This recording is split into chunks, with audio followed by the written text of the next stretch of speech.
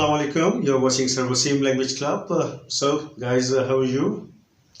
Hope that you guys are fine. So, guys, let's move on. और आज की video में हम आपको एक बड़ी इंफॉर्मेशन देने जा रहे हैं। आज की वीडियो में हम आपको एक ऐसी चीज़ पढ़ाएंगे जिससे आपके आम जिंदगी के कई सारे सेंटेंसेस जो हैं वो आप कह सकेंगे। So let's see. Let's begin with this small question. See guys, एक छोटी सी बात। मेरा एक फ्रेंड है और उसकी जॉब जो है वो छूट गई।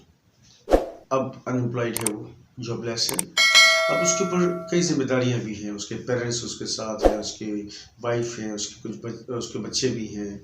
अब इस सूरत में उसे क्या करना चाहिए, क्या मशवरा है आपका? तो गाइज डेफिनेटली आप कहेंगे कि उसको कोई नई जॉब तलाश करनी चाहिए या उसको कोई छोटा मोटा काम शुरू कर लेना चाहिए, राइट? या आप उसे कहेंगे कि भाई उसे जो ना अपने ही किसी रिश्तेदारों से कुछ हेल्प वगैरह मांगनी चाहिए। यस, यू आर राइट, ठीक है।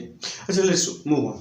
अगर मैं आपसे कहूँ कि भाई अगर कहीं कोई नेचुरल डिज़ास्टर आता है, जैसे कि फ्लड होता है या अर्थक्वेक होता है या कोई और प्रॉब्लम आती है, तो हम एज अ सिटीज़न हमारी क्या जिम्मेदारी है? यस, यू राइट, हम कहेंगे कि भाई हमारी जिम्मेदारी है कि हम उनको हेल्प करें, ठीक है। हमें उनके लिए कुछ आइटम्स का इंतज़ाम करना चाहिए, कुछ फूड आइटम्स का, कुछ मेडिसिन का इंतज़ाम करना चाहिए, या हमें जो ना उनको कुछ कैश की हेल्प करनी चाहिए, या हमें खुद वहाँ जाना चाहिए, उनके साथ खड़े होना चाहिए, उनकी मुश्किल में उनका साथ देना चाहिए। यस, ठीक है।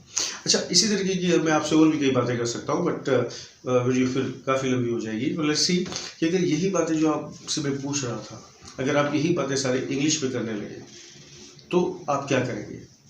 तो डेफिनेटली हमारे पास इंग्लिश में इसके लिए एक बड़ा सिंपल सा सोल्यूशन मौजूद है।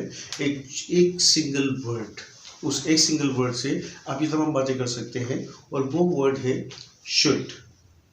यस, शुड हमारा ये वर्ड है जिसे हम यूज़ कर सकते हैं और बता सकते हैं ये सारी बातें। अब सबसे पहली बात कि इस शुड को हम अपने सेंटेंसेस में किन सिचुएशंस में अप्लाई करेंगे।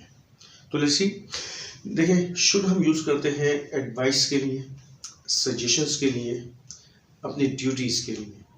अब एडवाइस, सजेशन, ड्यूटी। तो गाइस, एडवाइस, सजेशन, अब ये एडवाइस और सजेशन क्या होते हैं? देखिए, एडवाइस और सजेशन दोनों ही किसी के भले के लिए, किसी की अच्छाई के लिए दिए जाते हैं, मगर इसमें जो फ़र्क है वो सिर्फ किस चीज़ का है कि देने वाला कौन है। अब देखें, जो बड़े होते हैं वो हमेशा छोटों को एडवाइस कर देते हैं, और जो सेम लेवल के लोग होते हैं या छोटे जो बड़ों को देते हैं वो सजेशन हो सकती है। ऐसा नहीं होता कि आप जो है बड़ों को भी एडवाइस करें, ठीक है। जैसे फॉर एग्जांपल आप अपने फादर को एडवाइस करें कि भाई कि पापा मैं आपको एक नसीहत करता हूँ, तो इधर आइएगा।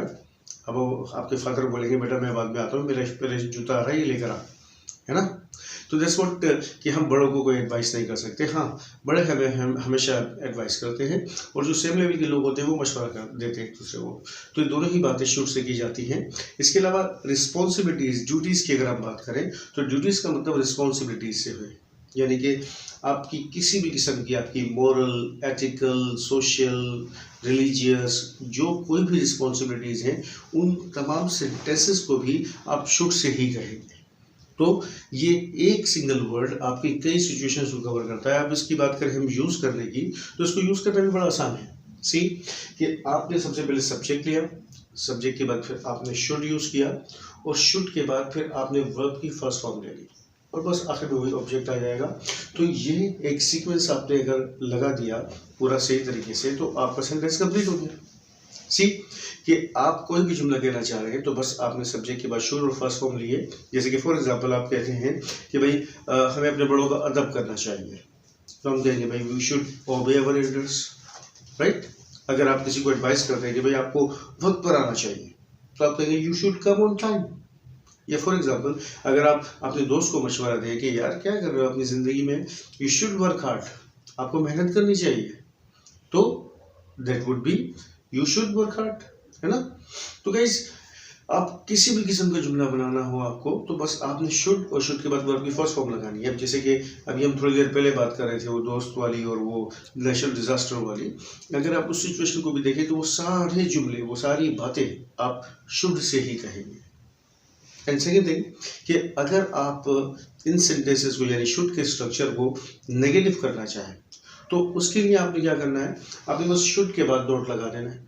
यानी कि कोई भी जुमला अगर आपने ये वाला बोलना है कि भाई ये काम हमें नहीं करना चाहिए, जैसे फॉर एग्जांपल मैं आपसे कहता हूँ कि भाई हमें झूठ नहीं बोलना चाहिए, तो we should not tell a लाई।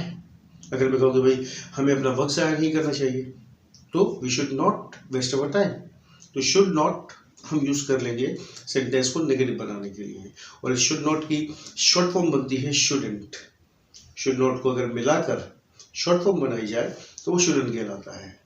तो गाइस ये एक छोटी सी इन्फॉर्मेशन आपके लिए, मगर बड़ी काम की इन्फॉर्मेशन, इससे आपके कई सेंटेंसेस, कई सिचुएशंस कवर होती हैं।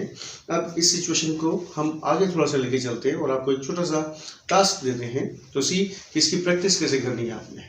तो इसकी प्रैक्टिस के लिए मैं आपको एक क्वेश्चन दे रहा हूँ। क्वेश्चन है आपके पास कि what should we do to improve our English. What should we do to improve our English. अब इस चीज़ के लिए यहाँ देखिए आपकी स्क्रीन पर हमने आपको कुछ आइडियाज़ दे दिए हैं। अब ये आइडियाज़ हमारे पास वर्ब फ्रेजेस हैं, ठीक है।